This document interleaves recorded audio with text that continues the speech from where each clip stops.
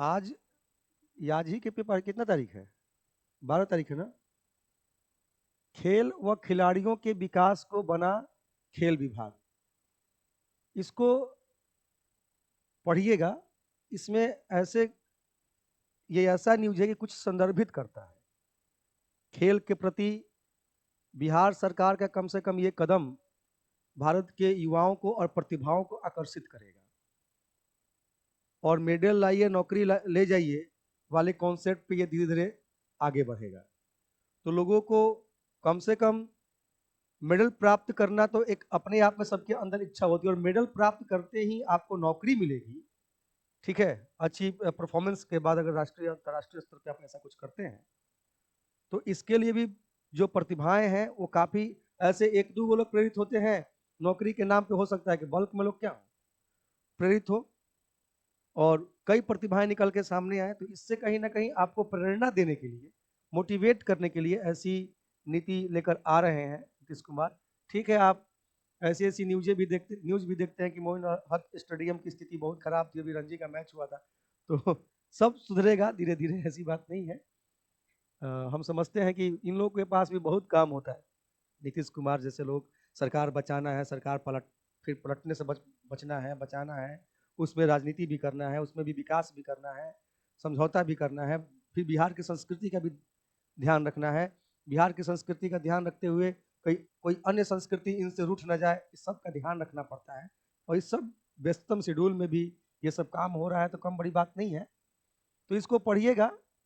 ठीक है, प्राचीन ऐतिहासिक स्मारक, अभिलेख, पुरातात्विक महत्व की इमारतों का संरक्षण, उनका विकास, संग्रहालय देखभाल, उनका विकास, ये सब जो अलग से संस्कृति विभाग के पास जो बच्चे कार्य हैं वो भी इसमें चीजें दी गई हैं। तो हम समझते हैं कि पढ़ते समय आपको कुछ ऐसे न्यूज इसमें आपको दिखेंगे जो आपके बहुत काम आएंगे एग्जाम में। तो एक बार पढ़ भी लेंगे तो दिमाग खुला हुआ रहेगा इस कम से कम टॉपिक पे। दूसरा टॉपिक है कि आयुर्वेद की शब्दावली WHO सूचकांक में।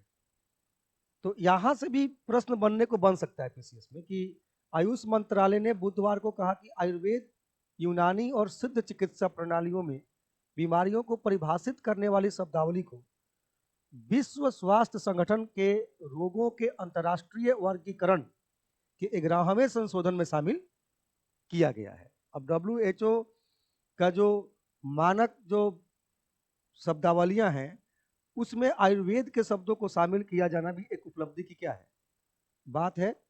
तो बीमारियों को परिभाषित करने के लिए एक कोड के रूप में आयुर्वेद, यूनानी और सिद्ध दवाओं में वैश्विक एकरूपता आएगी। बुधवार को WHO द्वारा ICD मतलब वही अंतर्राष्ट्रीय वर्गीकरण पारंपरिक चिकित्सा मॉड्यूल 2 के लॉन्च के साथ इसके लागू करने की तैयारी शुरू की गई। एक न्यूज होने से इस तरह का आपके दिमाग में इसका एक तो प्राथमिक छाप पड़ जाता है। उसके बाद जब आप मंथली मैगजीन लेके जब आप उसे पढ़िएगा तो ये न्यूज वहां भी कहीं ना कहीं जरूर होगा। ठीक है। पेपर की एक खासियत है, कोई चीज चर्चा में होता है तो वो कम से कम एक दो दिन सप्ताह भर तक किसी ना किसी न्यूज में आता रहता है, किसी ना किसी रूप में। कभी कभी न्यूज है लेकिन इसी पे हो सकता है कि एक लेख आ जाए ऑडिटोरियल पेज में। तो जब इस न्यूज को पढ़ने के बाद जब लेख में पढ़िएगा तो और भी आपकी जो कोऑर्डिनेशन है, कनेक्टिविटी है, और क्या हो जाती है, डेवलप हो जाती है। राष्ट्रपति ने शमी, जो मोहम्मद शमी है क्रिकेट खिलाड़ी, और शीतल सहित अन्य को खेल पुरस्कारों से नवाजा। ठीक है, कईयों को खेल पुरस्कार मिला, शमी आपको याद ही रहेंगे, लेकिन शीतल का नाम चूंकि मेन पृष्ठ में मेन चीज के साथ नाम है, कई नाम और भी होंगे। तो शीतल इसलिए भी महत्वपूर्ण है कि एक तो वो तीरंदाज है लेकिन वो हाथ से निशाना नहीं लगाती, पैरों से निशाना लगाती हैं। और जब उनको ये पुरस्कार मिल रहा था, खेल पुरस्कार, तो वो हाथ से वो पुरस्कार ले नहीं पाई। जिनका दो हाथ ना हो, हाथ से कैसे लेंगी? वो तो सीधे राष्ट्रपति के पास क्या थी, खड़ी थी। जो फोटो शूट हुआ तो बस राष्ट्रपति जैसे मान लीजिए पुरस्कार है, लेके गई और वहां पे उनके सामने ऐसे रख दिया वो फोटो की तरह, क्योंकि उनके पास हाथ नहीं था। और वो लोग भी राष्ट्रपति से पुरस्कार ले रहे हैं और आपके पास तो बहुत है, आपके पास दो हाथ है, दो पैर है, माइंड कमजोर है, बस इतना ही दिक्कत है। नहीं, मनुष्य भी धरती पे कुछ लेके थोड़ी आया था। मनुष्य से तो ज्यादा बढ़िया, ज्यादा ताकतवर मछली था, पशु था, पक्षी था, उड़ सकते थे, तैर सकते थे, आप तो कुछ भी नहीं कर सकते थे। ये आत्मकुंठित आदमी अपने अंदर देखा और अपनी शक्ति को पहचाना, और आज हर सिचुएशंस पे इसका क्या है, नियंत्रण है। तो जिसके पास हाथ नहीं है ना, वो 3-3 गोल्ड मेडल जीत के लाती है और राष्ट्रपति से, है ना, खेल का सबसे श्रेष्ठतम पुरस्कार हासिल करती है। तो हम तो समझते हैं कि यही लोग ज्यादा मोटिवेशन के क्या है, पात्र हैं आपके लिए। ठीक है, फुर्सत मिले तो कभी कभी इन लोगों से मोटिवेट होने का प्रयास कीजिएगा। वैसे तो आप लोग को मोटिवेट आजकल नाचने गाने वाली जो रील्स हैं वो कर ही रही हैं, है कि नहीं। तो इसको पढ़िएगा, कई नाम आएंगे खिलाड़ियों की, यहाँ सूची दी गई है जिसमें मेजर ध्यानचंद खेल रत्न पुरस्कार मिला है, ये इंपॉर्टेंट है। चिराग शेट्टी और सात्विक साईराज रंकी रेड्डी को बैडमिंटन से संबंधित है, तो ये सबसे बड़ा पुरस्कार है खेल रत्न पुरस्कार। तो ये खेल रत्न पुरस्कार अक्सर पूछता है, शीतल पूछे ना पूछे, सम्मी पूछे ना पूछे, लेकिन मेजर ध्यानचंद खेल रत्न पुरस्कार पूछता है। यहां दिया है, पेपर में दिया है, मैगजीन में भी क्या होगा, आएगा ही आएगा। हमने, और बाकी कई लोग, ये नाम चूंकि हेडिंग्स में आया है, इस कारण हमने कहा कि इनका नाम क्या रखिएगा, ध्यान रखिए किस खेल से संबंधित है। एक बार न्यूज पढ़िएगा, इतना पढ़ने में ज्यादा याद करने का प्रयास नहीं करें। देखिए कई नाम दिए गए हैं जिसमें सबको कुछ ना कुछ पुरस्कार मिला है। अर्जुन पुरस्कार का ये लिस्ट है, इसमें शीतल देवी पैरा तीरंदाज है, मतलब कि जो हैंडीकैप लोग होते हैं वो खेल, तो वो पैरा तीरंदाज है, तो हाथ तो है ही नहीं, तो पैर से निशान लगाती होंगी। तो ये फिर कई नाम ऐसे हैं, उत्कृष्ट प्रशिक्षकों के लिए द्रोणाचार्य पुरस्कार ललित कुमार को मिला है, कुश्ती के लिए आरबी रमेश को शतरंज के लिए। कभी कभी पूछ देता है कि निम्न में से कौन से खिलाड़ी हैं और वो किस खेल से संबंधित है, आपको मैच करने के लिए पूछा जाता है। कभी कभी क्या, अक्सर कोई पीसीएस का क्वेश्चन देखिए, किसी भी पेपर को देखिएगा, तो इस तरह का एक प्रश्न आपको मिल ही जाता है। तो पढ़ते समय बस नाम को सिलेक्ट करना है, ध्यान रखना है, ठीक है।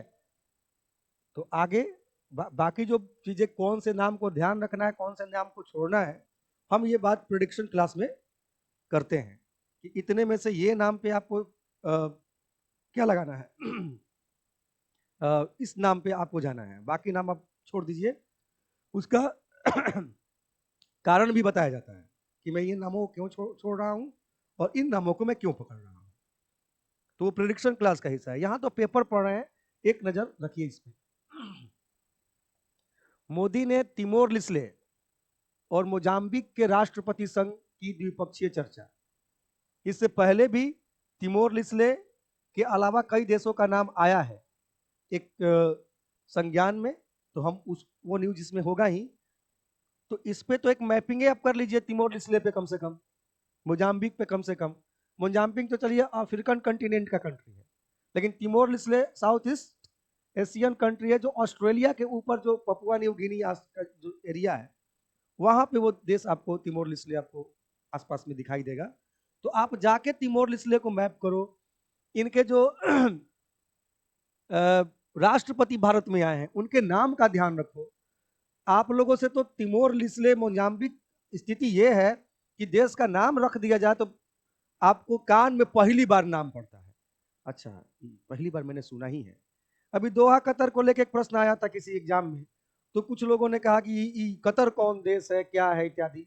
तो हमारा ये कहना है कि ये देश ही हैं सब छोटे छोटे। आपको अगर अमेरिका चले जाते हैं राष्ट्रपति, तो वहां के राष्ट्रपति का, भारत के प्रधानमंत्री अगर अमेरिका चले जाते हैं तो वहां के राष्ट्रपति का नाम सब बच्चों को पता है। लेकिन अगर फिजी चले जाएंगे तो वहां के राष्ट्राध्यक्ष का नाम पता नहीं रहता किसी को। तिमोर लिस्ले चले जाते हैं तो नहीं पता रहता।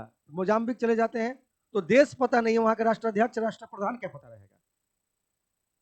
अब मैं आपको कह रहा हूं कि मैपिंग कर लीजिए, क्योंकि इसलिए कह रहा हूं क्योंकि आप लोग ज्योग्राफी, आप लोग तमाम तरह के मैपिंग के बेसिक चीजों को क्या करते हैं, जानते हैं। ये वीडियो चूंकि यूट्यूब पे भी होता है, तो यूट्यूब पे भी जो लोग वीडियो देखेंगे वो भी इस चीज का क्या रखेंगे, ध्यान रखेंगे। तो इसको पढ़िए। बाकी तिमोर लिस्ले और मोजाम्बिक तो है ही। बैठक के बाद मोदी ने एक्स पर एक पोस्ट में कहा कि तिमोर लिस्ले के राष्ट्रपति जोस रामोस होर्ता के साथ शानदार बैठक हुई।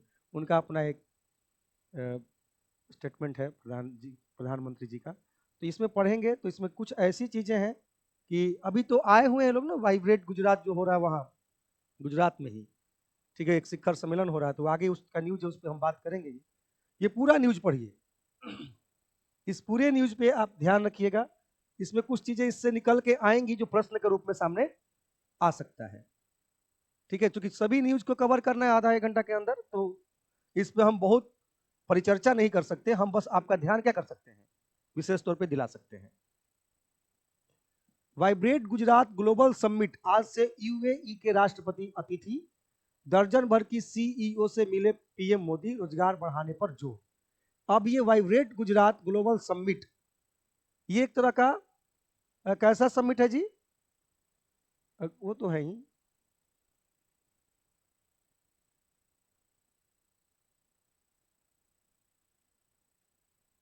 ये यूएई के, ये वाइब्रेट गुजरात ग्लोबल समिट, इसमें दर्जन भर के सीईओ से मिले पीएम मोदी, रोजगार। इसका मतलब ये अगर कोई कहीं के राष्ट्रपति आ रहे हैं, वो जो तिमोर लिस्ले का भी देखे आप, वो जाम्बी के, एक तरह का शिखर सम्मेलन होना चाहिए। शिखर सम्मेलन में क्या होता है कि किसी किसी देश, सभी देश के प्रधान ही आते हैं, मेन जो होते हैं, किसी देश के राष्ट्रपति हो सकते हैं, किसी देश के प्रधानमंत्री हो सकते हैं शिखर सम्मेलन में। तो नरेंद्र मोदी बुधवार को 10वें वाइब्रेट गुजरात वैश्विक शिखर सम्मेलन, तो ये शिखर सम्मेलन है, ये एकदम वीवीआई है, आप इसे पढ़ें कि कहाँ हुआ, ठीक है। और मुख्य अतिथि के तौर पे अगर यूएई के राष्ट्रपति को अगर सामने लाया गया है तो गले लगते हुए दिखाई दे भी रहे हैं राष्ट्रपति से, और उनका नाम है मोहम्मद बिन जायद अल नाहयान। इस न्यूज को पढ़िए। वाइब्रेट गुजरात पे एक ग्लोबल ट्रेड शो का उद्घाटन भी हुआ है। तो ये जो वाइब्रेट गुजरात ग्लोबल सम्मेलन है, इस पे आपका नजर होना चाहिए कि कहाँ हुआ है, तो गुजरात में। कौमा है ये, तो 10वां है। मुख्य अतिथि कौन थे, किस देश के थे, इसमें ये भी सवाल आपके सामने पूछा जा सकता है। तो इस न्यूज पे ध्यान, और ये न्यूज की एक खासियत है कि सवाल में भी ये कन्वर्ट हो सकता है। इस न्यूज का खासियत है कि बाकी जो न्यूज है सभी इंपॉर्टेंट है, ये 90% चांसेस है यहाँ पे कि ये सवाल में कन्वर्ट होगा। वो जो आपका ध्यानचंद जो खेल रत्न पुरस्कार है, वो भी सवाल में क्या होगा, कन्वर्ट होगा। वो सब चीजें बिल्कुल सवाल में कन्वर्ट होने वाले हैं। अब ये जो ही नहीं है कि आपके किस एग्जाम में कन्वर्ट होगा, ये कहना बहुत मुश्किल है। अब बीपीएससी में हो सकता है, बीपीएससी शिक्षक में हो सकता है, या फिर अभी जो भी हाल में एग्जाम होंगे वहां भी पूछा जा सकता है। ये कोई ऐसा न्यूज नहीं है कि केवल बिहार में पूछेगा, इंडिया के किसी भी एग्जाम में ये प्रश्न पूछे जा सकते हैं करंट के तौर पे। गणतंत्र दिवस परेड की झांकियों के लिए बनी 3 साल की योजनाएं, ये न्यूज पढ़िएगा, इसमें से कुछ निकल के आएगा। हम जब पढ़ रहे थे, छोटा न्यूज हम पढ़ भी सकते हैं। इस साल गणतंत्र दिवस परेड के लिए राज्यों की झांकियों के चयन पर बहस को सिरे से समाप्त करने के लिए रक्षा मंत्रालय ने एक बड़ा नीतिगत परिवर्तन करते हुए 3 साल की योजना तैयार की है, ताकि इस अवधि में सभी राज्यों को प्रतिनिधित्व का अवसर मिल सके। इसके लिए रक्षा मंत्रालय और राज्यों के बीच सहमति पत्र पर हस्ताक्षर किए गए हैं। कांग्रेस के शासन वाले कर्नाटक समेत अब तक 28 राज्यों ने 2024, 25 और 26 में गणतंत्र दिवस परेड के लिए रोलिंग प्लान से संबंधित समझौते पर हस्ताक्षर कर दिए हैं। इस साल गणतंत्र दिवस परेड के लिए अपनी झांकी चयनित न किए जाने पर पंजाब के मुख्यमंत्री भगवंत मान की ओर से उठाए जा रहे सवालों के बीच रक्षा मंत्रालय के शीर्ष सूत्रों ने कहा कि पूरी चयन प्रक्रिया निष्पक्ष, पारदर्शी और विचार विमर्श पर आधारित है। इसका नतीजा भी पूरी तरह से निष्पक्ष और पारदर्शी होगा, या ना, यानी कि इस बार संभव है कि 26 जनवरी के दिन जो परेड, जो झांकियां निकलती हैं, उसमें पंजाब राज्य की झांकी न रहे। एक बार पंजाब राज्य की अगर झांकी नहीं जाती है तो ये भगवंत मान मुद्दा बना रहे हैं, बनाना चाहिए। हमारे बिहार का तो कई बार झांकी नहीं निकला है, निकला ही नहीं है ना, कई वर्षों से नहीं निकला है। तो अब बताइए, अरे हमको तो जहां तक जाने के 2006 से कभी नहीं निकला है, अब 8 साल से नहीं निकला तो खैर है, आप लोग का होगा आइडिया। तो मेरा ये कहना है कि बिहार का तो हम लोग तो आदी हैं, हम लोग मिल जाएगा मौका तो ये हमारे लिए आश्चर्य का विषय है, नहीं मिलेगा तो कोई टेंशन का विषय नहीं तो है, ये था। हम तो एक बार क्लास में बोले थे कि हमारे बिहार के जो ब्यूरोक्रेट्स तथाकथित अधिकारी जो चुन के आते हैं वो करते क्या है, न क्राइम को कंट्रोल करते हैं और ना ही हमारे बिहार के लिए कोई ऐसी कोई सांस्कृतिक झांकियां बना पाते हैं जो 26 जनवरी के लिए सिलेक्ट हो। किसका काम है ये सब? मुख्यमंत्री का काम है। मुख्यमंत्रियों तक तो ये सब चीजें मंत्रालय का काम है, ये सब चीजें कंडक्ट करके ग्राउंड लेवल पे तो जिला के प्रशासन ही सब चीज को हर जगह से चीजों को भेजेगा और उसके बाद उस पर बातें होंगी, फिर उसको आगे बढ़ाया जाएगा, नीतीश कुमार तक चीजें पहुंचेंगी, राज्यपाल तक चीजें पहुंचेंगी। तो ये क्राइम ठीक करते हैं ना प्रशासन ठीक करते हैं, ना ही हमारी पहचान वाली जो झांकियां हैं वो 26 जनवरी के परेड में शामिल हो पाती है, झांकी में शामिल हो पाती है कर्तव्य पथ पर। कई वर्षों से नहीं है बिहार।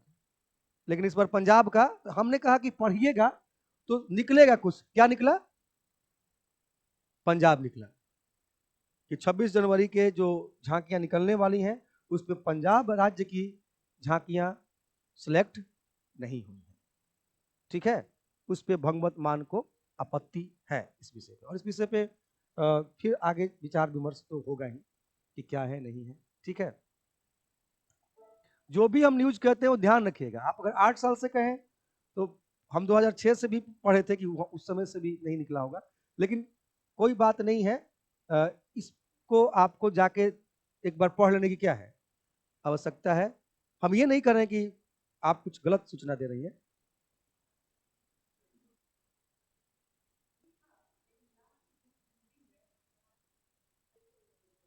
हाँ, तो ये ध्यान रखेंगे कि होता तो हर साल है इस तरह की, लेकिन सिलेक्ट नहीं हो पाता है।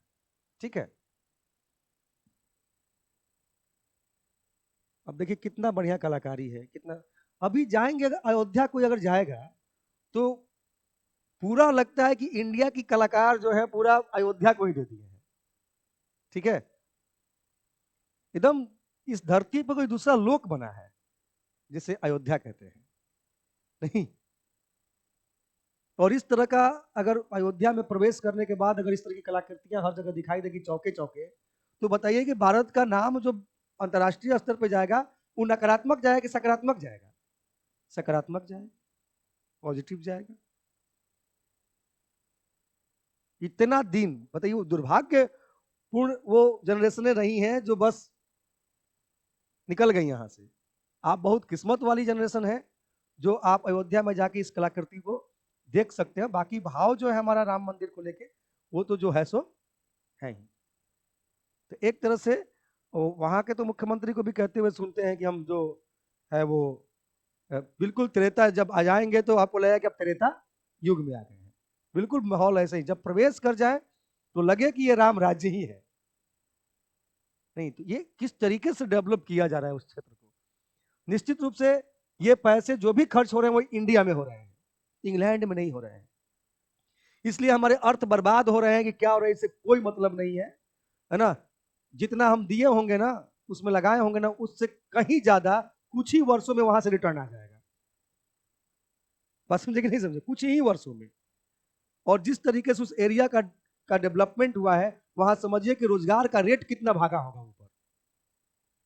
वहां रोजगार का रेट कितना भागा होगा, है ना। वहां होटल्स खुलेंगे, वहां पे एयरपोर्ट बनेंगे, वहां पे इसके चक्कर में बड़े बड़े हॉस्पिटल्स बनेंगे। नहीं, मंदिर बना दो सब बन जाएगा, केवल हॉस्पिटल कुछ बना दो तो बंद करना भी पड़ जाएगा। लेकिन हम समझते हैं कि मंदिर बना दो ऑटोमेटिक सब, आप उस चीजों को बनाओ जिसके पीछे सब आ जाए। हम ये नहीं कह रहे हैं कि उससे क्या होगा इससे क्या होगा, नहीं, बहुत सारे सवाल हैं। लोग थेथोलॉजी में कर देते हैं कि मंदिर जाने से क्या होता है, तो कुछ बात नहीं, 4 घंटा एक्स्ट्रा सोने से क्या हो जाता है। नहीं, अक्सर इस तरह के सवाल होते हैं। मंदिर जाने से कुछ नहीं होता है, लेकिन हम जाने से रूटीन बंद हो जाते हैं। अब हम ही उल्टा अगर किसी से सवाल पूछे आप मंदिर नहीं जाते तो आपके मंदिर नहीं जाने से क्या हो जाता है? 2 घंटा एक्स्ट्रा रील देख लेते हैं। नहीं, ये हो जाता होगा, और क्या होता होगा। तो इस तरह के ये फालतू चीजें, इस पे तो इस तरह के सबसे डिस्कशन ही नहीं होना चाहिए।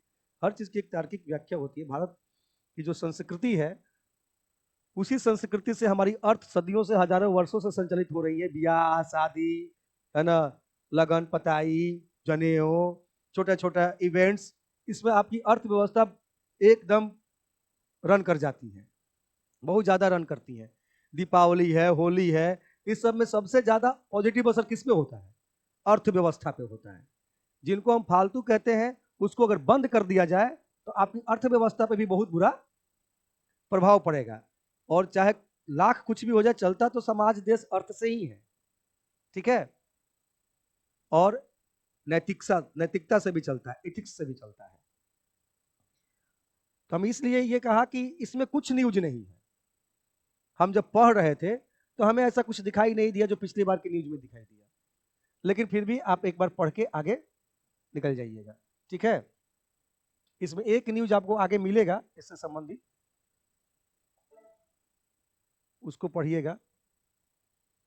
ऑल इंडिया रैंकिंग में बिहार 15वें स्थान पर, मुजफ्फरपुर 141वें रैंक नीचे खिसका।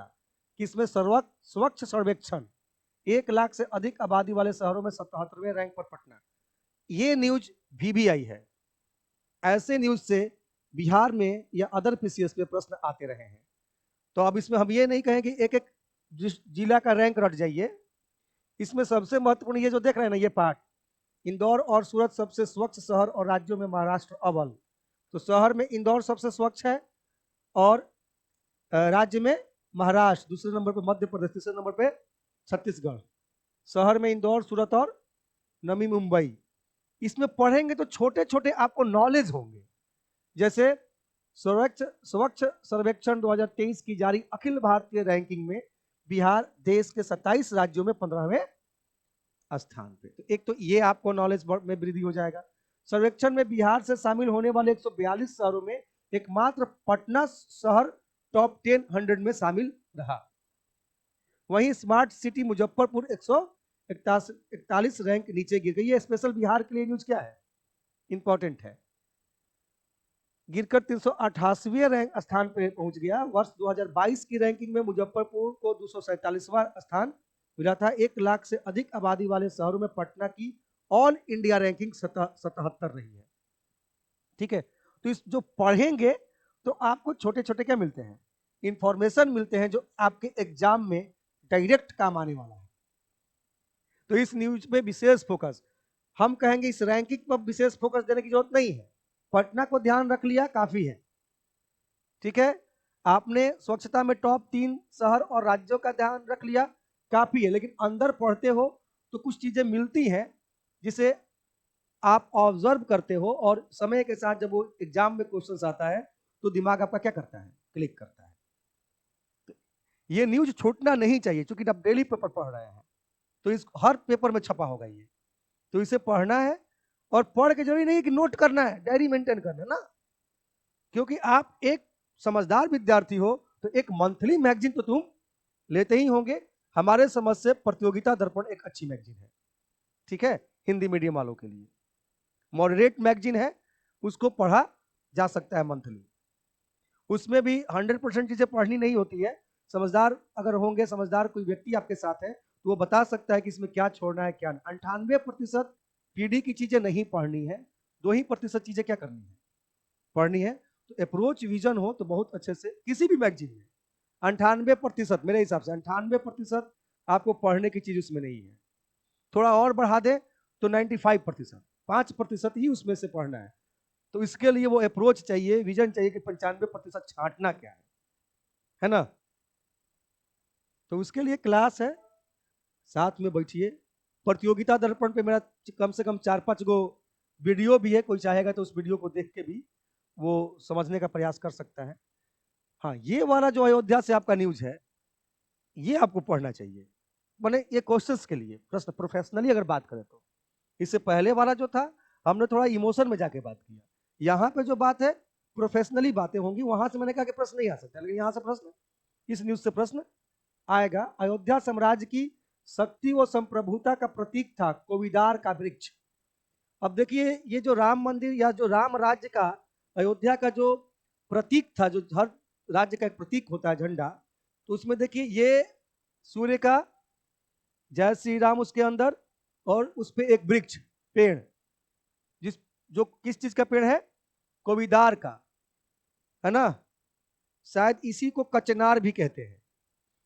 अब ये प्लांट उस क्षेत्र में नहीं मिलता, ये हमारे रामराज का प्रतीक चिन्ह हुआ करता था। जैसे तिरंगे में अशोक चक्र है, वैसे ही राम राज्य के झंडे पे ये कोविदार का वृक्ष मिलता था। तो हो सकता है कि इस प्रतीक से क्वेश्चंस आ जाए, बिहार में ना आए तो कम से कम यूपी पीसीएस में तो जरूर आ जाएगा। Uttar Pradesh public service commission में हम समझते हैं कि बिहार में भी आना चाहिए। ठीक है, खाली बिहार में इंडिया गठबंधन का फुल फॉर्म आएगा, नहीं बिहार में क्या आएगा? इंडिया गठबंधन का फुल फॉर्म।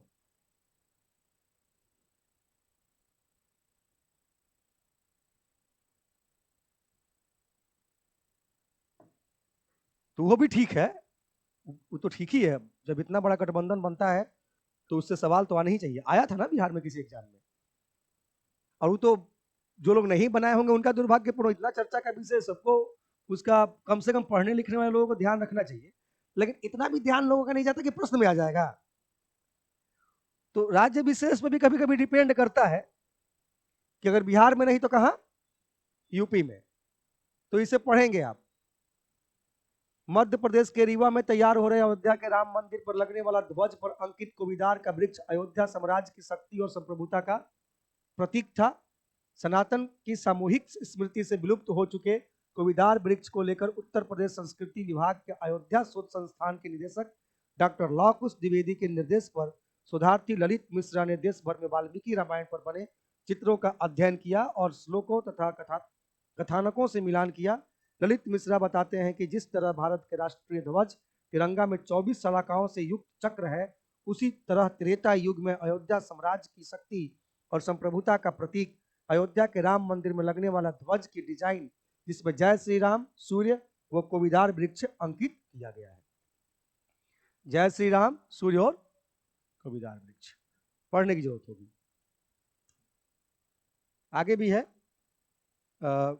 उसका ध्वज था जिस पर कोविदार का सुंदर वृक्ष अंकित था। उन्होंने बताया कि मेवाड़ के महाराणा प्रताप के वंशज राणा जगत सिंह ने संपूर्ण वाल्मीकि रामायण पर चित्र बनाए। इन चित्रों में एक में भारत द्वारा सेना सहित चित्रकूट आकर भगवान राम को सविनय अयोध्या ले जाने के आग्रह का भी प्रसंग है। ये मोदी जी इन पे ट्वीट भी किए हैं। शास्त्रीय संगीत को नई ऊंचाई दी उस्ताद राशिद खान ने। तो ये नाम आपको पता होना चाहिए क्योंकि इनकी मृत्यु हुई है। इन्होंने भी बहुत अच्छा अच्छा गाना गाए हैं। ठीक है, तो ये न्यूज को भी पढ़िए, केवल कम से कम ये नाम ध्यान रखिए। नरेंद्र मोदी जी ने इन पे कहा कि भारतीय शास्त्रीय संगीत की दुनिया में एक महान व्यक्तित्व उस्ताद रशीद खान जी के निधन से दुखी हूँ। संगीत के प्रति उनकी अद्वितीय प्रतिभा और समर्पण ने हमारी सांस्कृतिक दुनिया को समृद्ध किया। उनके निधन से एक शून्य पैदा हो गया है जिसे भरना मुश्किल होगा। उनके परिवार, शिष्यों और अनगिनत प्रशंसकों के प्रति मेरा हार्दिक संवेदना है।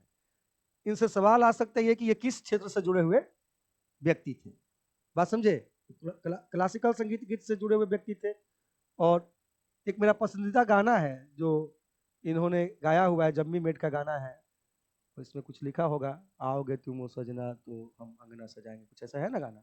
इसमें है एक गाना, इसमें देखिएगा लिखा होगा कहीं, जम्मी मेट में उनकी गाई बंदिश, आओगे जब तुम साजना, काफी लोकप्रिय हो रही थी। इन्हीं का गाया हुआ है। ऐसे कई गाने उन्होंने गाया है जो आप लोग के बीच में होगा। ठीक है, तो इन पे भी ध्यान। लक्षद्वीप में एयरपोर्ट बनाने की तैयारी। हमारे प्रधानमंत्री जी लक्षद्वीप पे पड़ गए हैं। ठीक है, देखो एक बात तो इसमें, जो मालदीव और लक्षद्वीप को लेकर कॉन्फ्लिक्ट चल रहा है, तुमको मालदीव और लक्षद्वीप दोनों पे मैपिंग करके जाना चाहिए।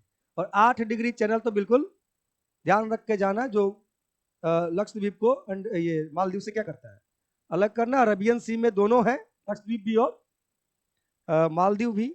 तो दोनों पे मैपिंग कर लेना, दोनों के पॉलिटिकल स्टेटस को देख लेना, और खासकर मालदीव को तो जरूर देख लेना। लक्षद्वीप तो है ही।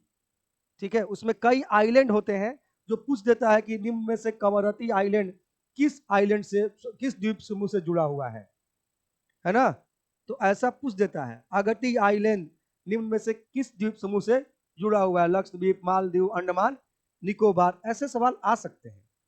तो इसके लिए आ जाएगा मुंह बात दीजिएगा, तो इसलिए मुंह बात दीजिएगा क्योंकि आपको कनेक्ट करके पढ़ने नहीं आता है, इस कारण मुंह बाकी चलाइएगा।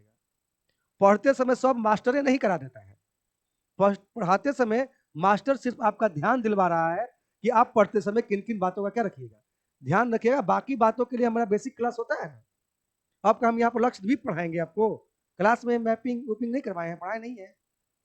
तो आपका ध्यान दिलवाना क्या है जोरी, और आप स्मार्ट लोग हैं, आपको पता है कि काम कैसे करना है।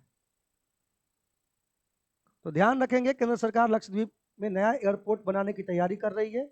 इस लक्षद्वीप के मिनिकोय आइलैंड में बनाया जाएगा, जहां fighter jets, military transport plane, commercial aircraft operate कर सकेंगे। सूत्रों ने बताया कि मिनिकोय आइलैंड में नई एयरफील्ड बनाने का प्रस्ताव काफी समय से पहले से सरकार के पास था ही, तो था ही।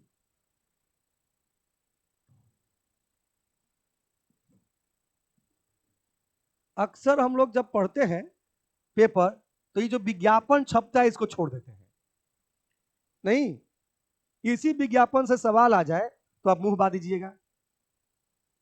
विज्ञापन, एक तो विज्ञापन में जो बिहार सरकार की जो प्रतीक है ना, छाया चित्र जो है वटवृक्ष का, है ना, उसमें 2 मोतियों के माले हैं, दोनों तरफ स्वास्तिक का चिन्ह है बिहार सरकार ने। इस सब पे भी ऑब्जर्वेशन होना चाहिए कि 2 मोती के माला यहाँ पे लटकल है। तो रुद्राक्ष के माला है कि मोती के जी, कोई बताएगा?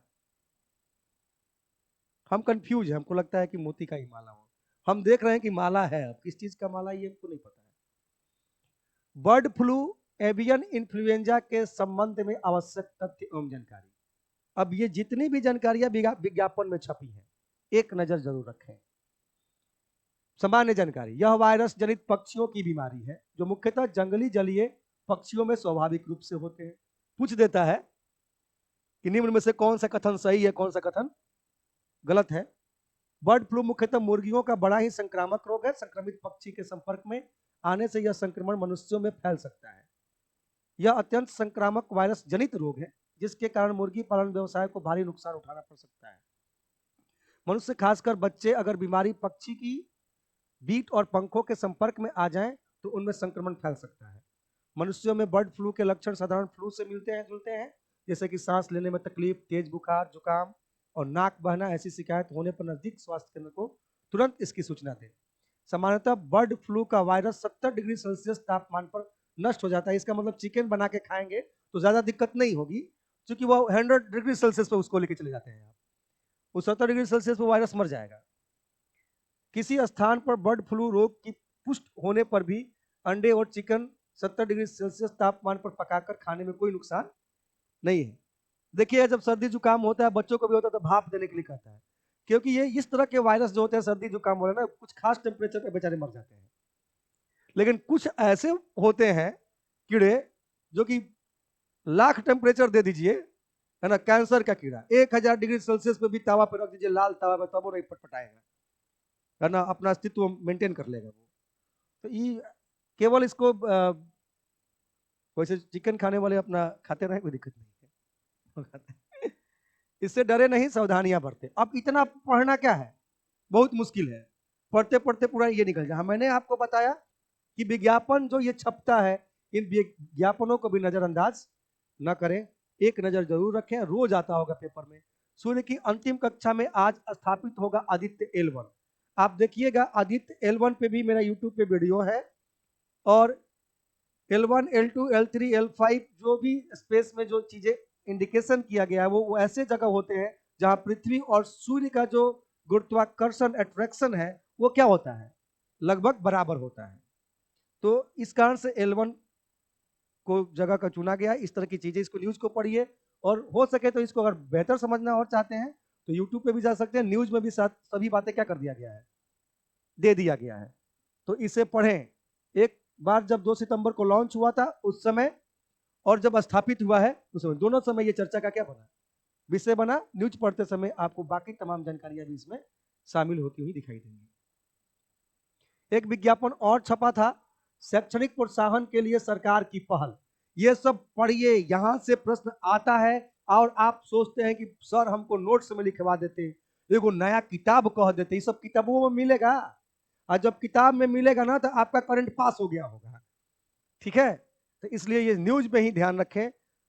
ठीक है, समय का अभाव है अभी, केवल आप इस चीज को देखिए कि इससे आपको पढ़ना है, इसमें क्या है, इससे संबंधित प्रश्न आते रहे। देखिए इसमें कई को योजना इसमें मिल जाएगा, मुख्यमंत्री बालक बालिका प्रोत्साहन योजना, सभी पढ़ेंगे तभी बढ़ेंगे, शिक्षा की अलख जगाएंगे, सबको निःशुल्क पढ़ाएंगे, समग्र शिक्षा, मिशन दक्ष इत्यादि। क्या प्रश्न नहीं आ सकता इससे? क्या मिशन दक्ष से प्रश्न आता ही आया ही होगा।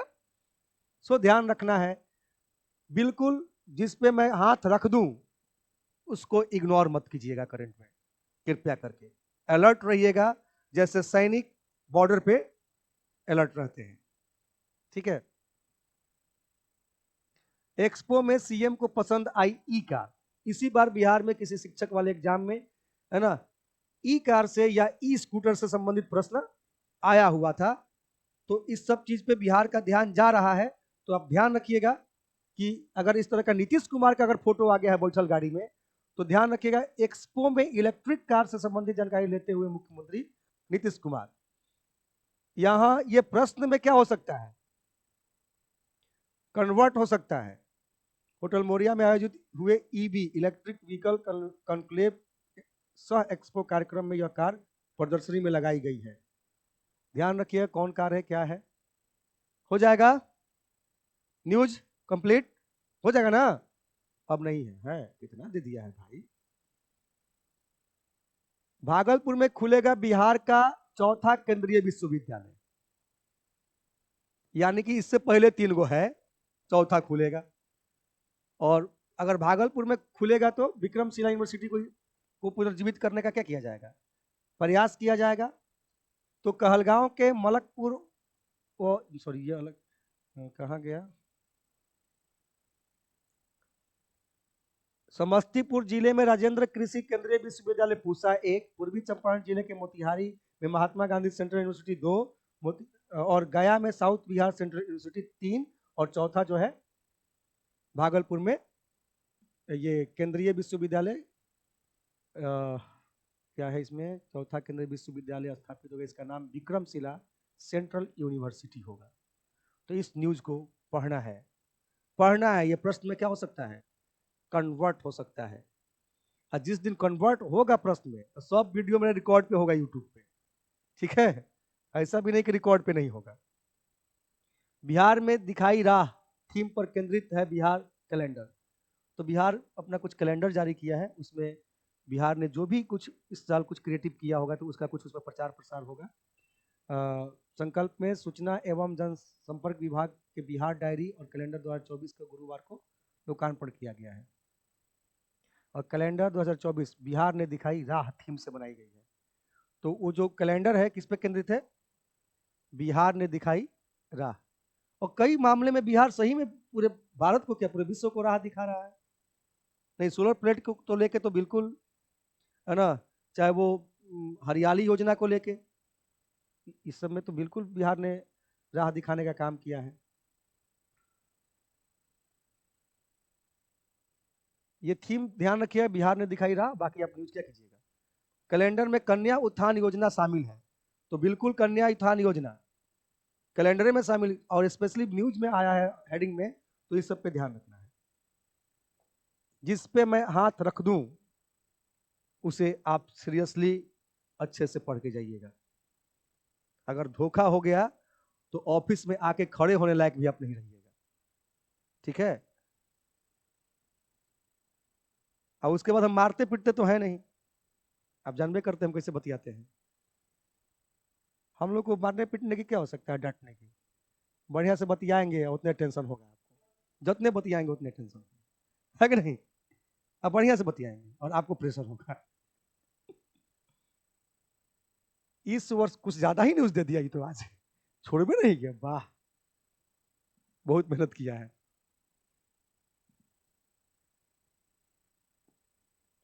टिंकू मेहनत करते हैं इसके लिए। ठीक है, तो टिंकू जी मेहनत करते हैं, तो एक दिन ये करंट का क्लास उनको भी दिया जा सकता है। ठीक है, धीरे धीरे स्टेप बाय स्टेप। इस वर्ष 50 से अधिक देशों में होंगे चुनाव। इंडिया में तो होने ही वाले हैं, इंडिया के साथ साथ कई देशों में चुनाव होने वाले हैं। तो उसमें कई देश में कुछ देश ऐसे होंगे जो एकदम से अनसुने से होंगे। उन देशों को थोड़ा सा आप ध्यान रख के मैपिंग करके आप जाइएगा। अभी तो बिना मतलब के नहीं लोग चुनाव लड़ रहे हैं। ये लोग का तो रिजल्ट पहले ही से क्या होगा, फिक्स होगा, व्लादिमीर पुतिन का। थोड़ा बेलारूस पे काम कर लीजिएगा आप लोग, बेलारूस पे स्पेशली आप मैपिंग कर लीजिएगा। मैपिंग करते समय बस ये ध्यान रखना है कि उसके पूरब पश्चिम उत्तर दक्षिण से कौन से देश लगे हुए हैं। और बाकी अगर कोई देश ऐसा देख रहे हैं जहाँ पे कोई झील उल हो बढ़िया जो फेमस है पूछता है, तो उस सब पे भी ध्यान रखिएगा।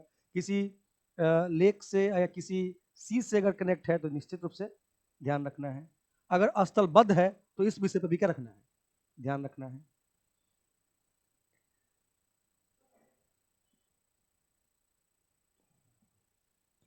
आकार में भले छोटा लेकिन इसका दिल बड़ा, लक्षद्वीप के बारे में हमारे मोदी साहब ने कहा है। मुस्लिम बहुल लक्षद्वीप में बोले प्रधानमंत्री मोदी। इसको तो इसी चर्चा का विषय है। अभी इससे संबंधित एक न्यूज आपको मैंने बताया कि इस पर ध्यान रखना ही है। और नारी शक्ति वंदन अधिनियम से महिलाओं के सशक्तिकरण के वादे को भी पूरा किया। अपना भाषण देंगे तो अपना प्रचार भी तो करेंगे कि हम क्या क्या किए हैं, है कि नहीं, कि नहीं करेंगे? कामों करेंगे बताइए, नहीं करेंगे? अगर काम करेंगे नहीं बताएंगे तो आप वोट किसे दीजिएगा?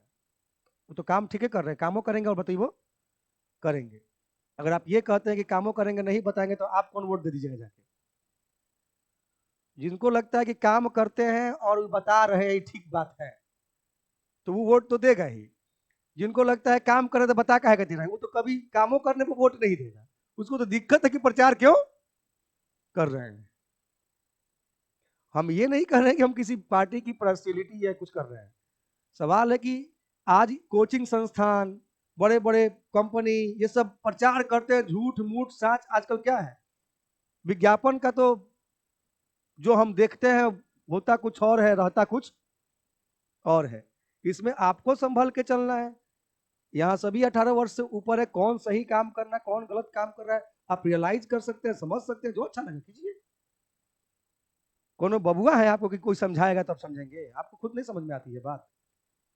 कि किस क्या चीज सही है क्या गलत है, उसके आधार पे डेमोक्रेसी में, डेमोक्रेसी में तो सब स्वतंत्र है। अंतरिक्ष में सस्ती और स्वच्छ ऊर्जा बनाकर इसरो ने रचा एक और इतिहास। तो इस न्यूज को भी आप पढ़ेंगे। ऐतिहासिक सफलता, हाइड्रोजन और ऑक्सीजन की मदद से अंतरिक्ष अभियानों के लिए जरूरी ऊर्जा का किया उत्पादन। तो इस न्यूज को पढ़ेंगे। इसरो के अनुसार अंतरिक्ष अभियानों को पूर्ण दक्षता के साथ शक्ति प्रदान करने और इस प्रक्रिया में केवल जल के उत्सर्जन वाली polymer electrolyte membrane fuel cell तकनीक अंतरिक्ष में, ये सब जानकारी में रखिएगा। अंतरिक्ष में प्रस्तावित मानव बस्तियों में ऊर्जा उत्पादन का भविष्य मानी जा रही है। अंतरिक्ष अभियानों में इसकी बहुआयामी क्षमता बेहद कारगर साबित हो सकती है, यानी कि अंतरिक्ष में आप स्टेशन भी अपना बना सकते हैं। तो ध्यान रखेंगे।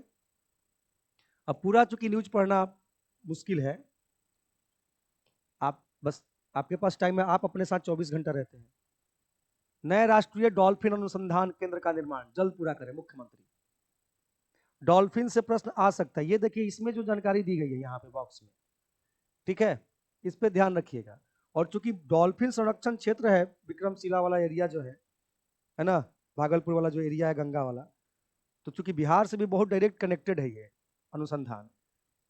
डॉल्फिन पे कहने के लिए हमारे पास बहुत कुछ है, लेकिन हम आप बस आपको इतना कह सकते हैं कि संसद टीवी पे, या जो एक आता है ना चैनल, क्या नाम है उस चैनल का, संसद टीवी पे देखिएगा, डॉल्फिन पे एक बहुत अच्छा डिस्कशन है, ठीक है। तो आप उस डिस्कशन को आधा घंटा 20 मिनट का होगा, अगर होगा तो देख लीजिएगा। बहुत अच्छे से जानकारी डॉल्फिन पे आपको हो जाएगी, और जो नई प्रोजेक्ट बनाई गई है, कब कैसे क्या लागू किया गया, उसकी जानकारी हो जाएगी। वहां से आप अपना एक दो नंबर क्या कर सकते हैं, सुरक्षित कर सकते हैं। ध्यान रखिएगा, संसद टीवी नॉलेज चाहे कहीं से मिले ले, ये कोई जो ही नहीं है, ऑथराइज चैनल है संसद टीवी, इस कारण से आप उससे जरूर देख, जो कह रहे हैं उसे देख लीजिएगा। मेरे तो ऐसे भी न्यूज में शामिल है संसद टीवी, क्या ऐसा नहीं कि नहीं शामिल, समय समय पे मौका मिले तो कभी कभी उसे देख लिया कीजिए, ठीक है।